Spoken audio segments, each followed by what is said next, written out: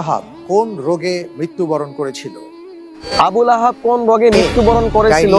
এই প্রশ্নের উত্তরটা কি হবে শুনলে আপনারা জানবেন যে আবুল আহাব কোন রোগে মৃত্যুবরণ করেছিলেন। A diarrhoea, B cholera, C আমাশয়, ডি আদাসা। জি আলহামদুলিল্লাহ, এই প্রশ্নটির উত্তর হিসেবে বেছে নিচ্ছি ডি আদাসা। ডি আদাসা। জি ফ্রিজ করে দেব ইনশাআল্লাহ। লক করে দেওয়া হোক ডি আদাসা। আপনি যে উত্তরটি দিয়েছেন আপনার উত্তরটি সঠিক হয়েছে আলহামদুলিল্লাহ। আলহামদুলিল্লাহ।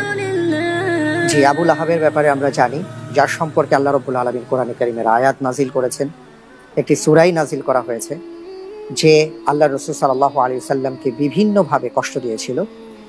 আর তার জীবনের শেষ সময়টুকু সম্পর্কে ইতিহাস সেটা বলে যে সে এই আদাসা নামক রোগে আক্রান্ত হয়। তার শরীরে পচন ধরে যখন বদরের যুদ্ধ সংগঠিত হচ্ছিল, এবং এই সময় থেকে সে অসহনীয় কষ্ট ভোগ করে যখন মৃত্যুবরণ করে, তার ফ্যামিলি কিন্তু তাকে ফেলে চলে গিয়েছিল এবং তার লাশ 3 দিন পর্যন্ত পড়েছিল। এবং পরবর্তীতে যখন লাশের মধ্যে পচন ধরে তখন একজন হাবশী গোলামকে ধরে এনে তাকে দিয়ে মক্কা নগরীর বাইরে একটি গর্ত খনন করে সেখানে লাঠি দিয়ে ধাক্কা দিয়ে দিয়ে সেই লাশটি সেখানে ফেলে তারপরে মাটি চাপা দেওয়া হয়।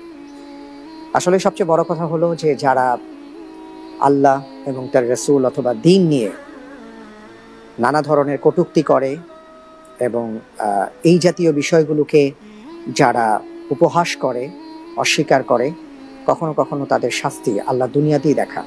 আল্লাহ তাআলা আমাদের সবাইকে হেফাজত করুন। আর শরীরে পচন ধরে যায়। আবুল আহাবের মৃত্যু অনেক ভয়ঙ্কর ভাবে হয়েছিল। আপনারা শুনলেন, জানতে পারলেন। এমনই টাইপের এই ইসলামিক টাইপের প্রশ্ন এবং উত্তর যদি আপনারা জানতে চান, অবশ্যই এই চ্যানেলটি আপনাদের জন্য। এই জন্য চ্যানেলটিকে সাবস্ক্রাইব করে পাশে থাকা বেল আইকনটি ক্লিক করে রাখুন। দেখা হইতেছে সামনে আবার কোন একটা ইসলামিক প্রশ্ন উত্তর ভিডিও নিয়ে। সেই পর্যন্ত সবাই ভালো থাকুন। আসসালামু আলাইকুম।